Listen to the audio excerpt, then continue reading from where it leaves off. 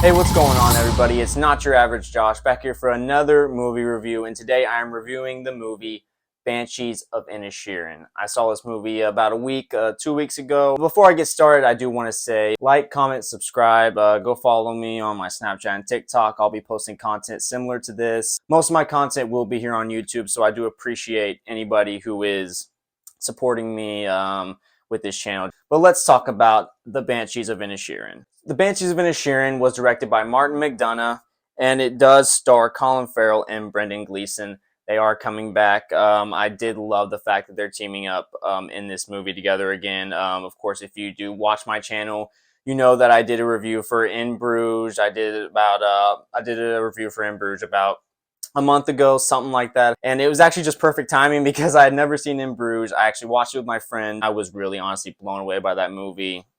If you want to watch my review for that, it is on this channel. It might be down in links below in the description box. If not, just go to my channel. I don't have many videos up yet, too much up yet, so you can find it there. So after seeing In Bruges, after a week or two goes by, I was really excited to see the trailer for Banshees of Inisherin. Another movie, of course, like I said, the team up of these guys, and just to see what type of movie this was going to be as soon as I saw the trailer. But the Banshees of Inisherin is about how two lifelong friends find themselves in an impasse when one abruptly ends their relationship, with alarming consequences for both of them. And that is pretty much what this movie is about on the surface. And honestly, I have mostly positives. I was really, before I started recording this video, trying to think of, what would some of my negatives or mixed feelings of this movie be. And honestly, I don't have much of any. Like, I really have to search and find, because I really did enjoy this movie. It is a very unique movie, even compared to something like In Bruges, which is pretty different. This movie is completely different than most movies you'll ever see. I even said to my friend that I saw In Bruges with, I don't think I've ever seen a movie like this before. And of course, you can say that about a lot of movies in different ways, but in its own way, this movie was just so unique. And I think it really starts with the central plot of this movie, if you want to call it a plot, is as I said in the description, you have Colin Farrell playing Podrick, and you have Brendan Gleeson playing his friend Colm Dougherty. I believe I'm saying that right. I might fuck up some of the names, but Colm and Podrick, you have.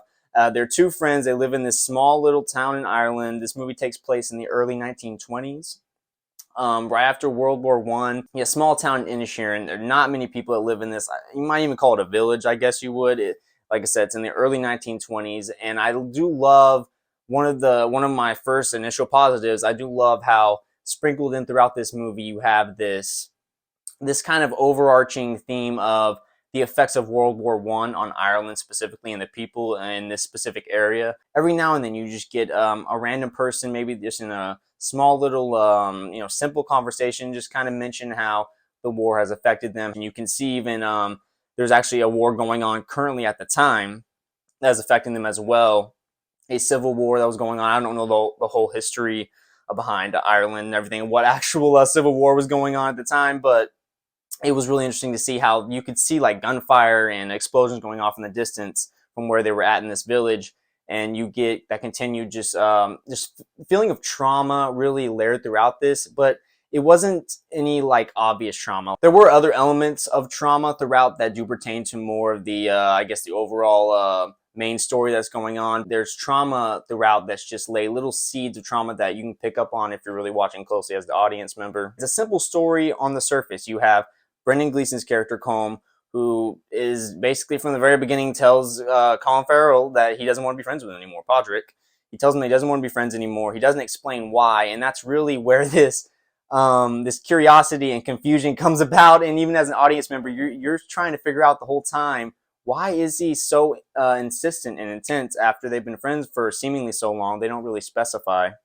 But you just have this really innocent disagreement that turns a little more sinister as the movie goes.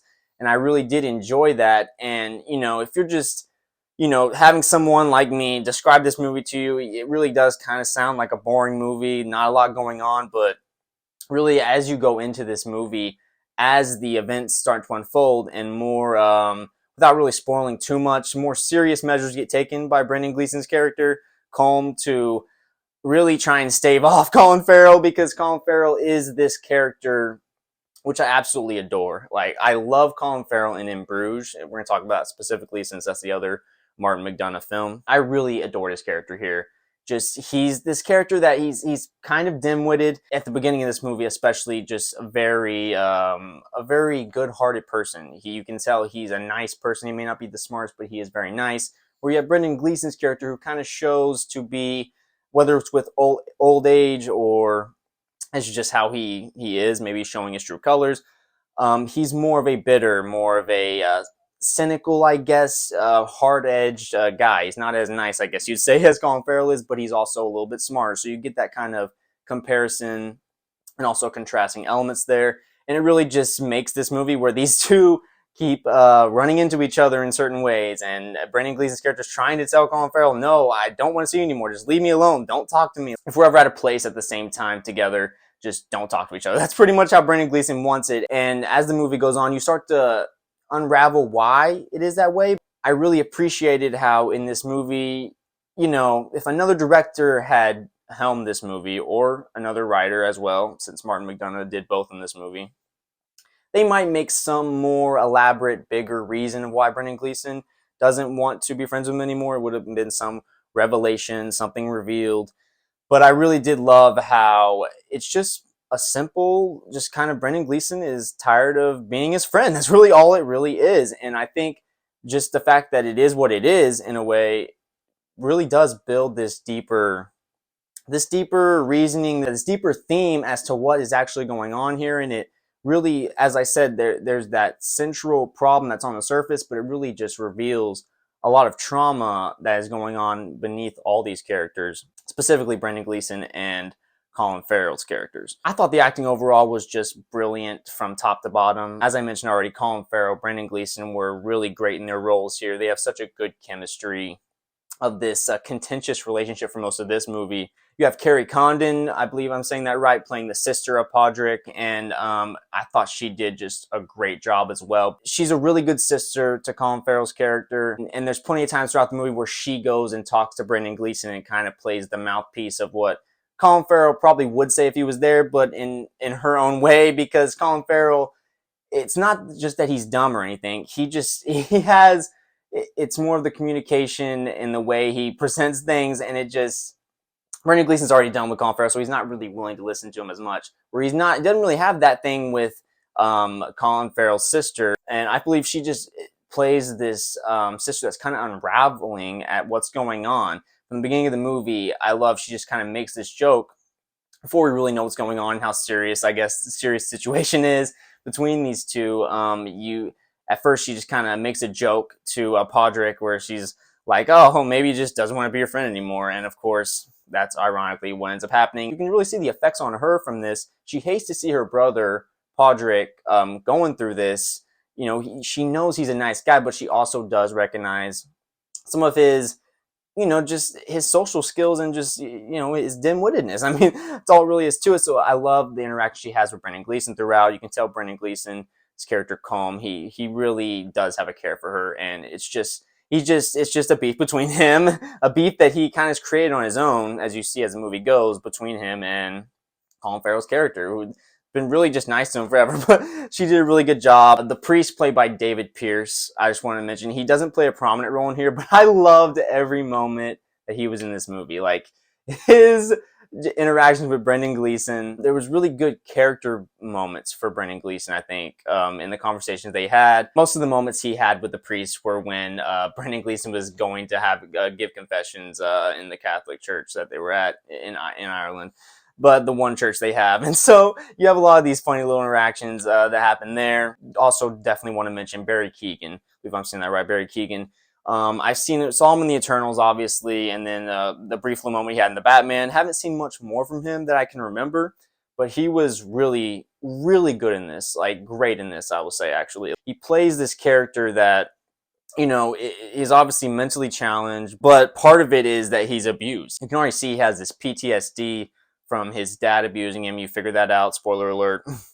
Throughout the movie, his dad's not a very good guy. He's a policeman that's in town. He's very open about it. You know, it's 1920s. They really show the times with that element of the movie. He just, anytime his son does anything that he thinks is wrong, he just beats him.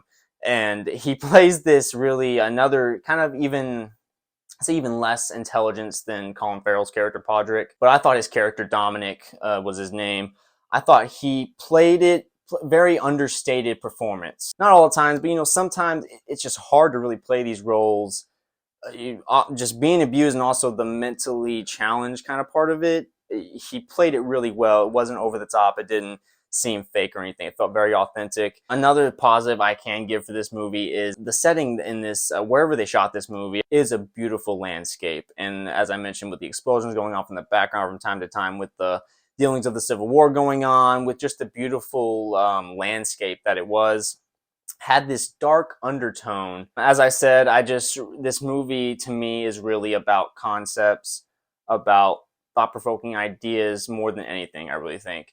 And the fact that Brendan Gleeson, you find out the main reason, spoiler alert for real here, this is more of a bigger one, but you find out that Brendan Gleeson, really the main reason he doesn't want to be friends with Colin Farrell anymore is because he's come to the conclusion that he's officially too boring to hang out with. Pretty much is what it is, and he loves playing his instrument. He doesn't want to have nothing to leave behind. He wants to have some memory of him when he's gone. And I think that is really, a really cool concept. And for me, I think that's where this movie is going to hinge on for audience members. I thoroughly enjoyed it. I thought the pacing was really well done. Everything that happens in it, I thought was appropriate and added to the story, further developed the characters that were involved. And, it just continues to get a little more and more crazy, honestly, with what happens. I'm not going to spoil where it goes in the end, but the stakes get risen, and it's pretty crazy. I was on the edge of my seat for most of this movie where, as I said, not a lot happens. There's really no action moments, really. It's just really this conflict that you just see as the movie goes. Does it get resolved? Is it going to get resolved peacefully, or will there be something pretty wild that happens? That's really my main thoughts on the Banshees of Inisherin. I really enjoyed this movie. As I sat down to write down some notes before I did this review, I was really trying to think, some mixed and negative aspects of this movie, and I don't really have much of any. I'm really being honest here. I really did love this movie. I love In Bruges as well. I don't know what is going to be better. And when I look back at it, when I compare them both, if you look back on my review, I did give In Bruges a 10 out of 10. And yeah, I think I'm going to do it. I think with this movie as well, Banshees of Inisherin, I'm going to give this movie a 10 out of 10. Yeah, my second perfect score ever on this channel, and they're both from movies by Martin McDonagh, starring Colin Farrell and Brendan Gleeson. So I would obviously recommend this movie. If it's still in theaters anywhere where you're at, I would go see it in a theater. One thing I will say, this isn't a negative or a mixed thing about the movie, but I do want to watch this movie again with subtitles. I generally like to do that anyway with a lot of my movies and TV shows nowadays anyway. The reason why I want to see subtitles with this movie is because the accents do get a little thick from time to time, especially the first, I'd say like 15 to 20 minutes. It took me pretty much that long to adjust and really pretty much be able to hear everything that was going on. But it is a movie where thick accents, which I do appreciate, it really adds to that authentic feel that the movie has, and it really makes you feel like you're in this time in 1920s in this place in Ireland. I was really just enveloped in the environment and the story going on, and that just goes to the acting, the writing, the directing. Everything here was on point, I think. I would really love to see more from Martin McDonagh, not just with Brendan Gleeson and Colin Farrell, but just anything from him. That'll be it for now. Like, comment, subscribe, do all that fun stuff. I really appreciate any support anybody gives me on this channel. So yeah, thanks for watching. Follow me on Snapchat and TikTok. That's where I will post more content like this, but most of my content will be here on this YouTube channel. So again, I appreciate any support anybody gives me. That'll be it for now. I'll be looking for more reviews soon, and I will talk to you guys later.